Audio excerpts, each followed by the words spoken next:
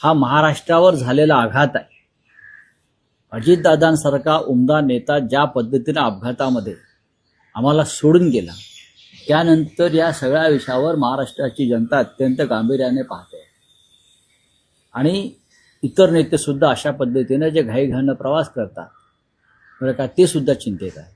राज्याचे मुख्यमंत्री प्रवास करतात, राज्याचे उपमुख्यमंत्री जे आहेत आपले दुसरे शिंदे, ते सातत्याने विमानामध्ये असतात। अशा प्रकारचे त्यांचे सतत दौरे सुरू असतात। साताराला जातात, दिल्लीत जातात, विमानाशिवाय फिरत नाहीत आमचे राजकारणी। त्याच्यामुळे आता हा जो विषय आहे हा अत्यंत गांभीर्याने घेणं गरजेचं आहे।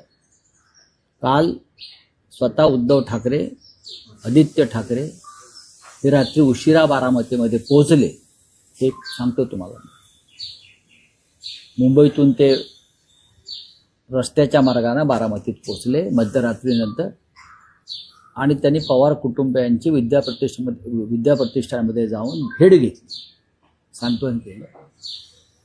आताही ते पुण्यातच आहेत पक्षप्रमुख।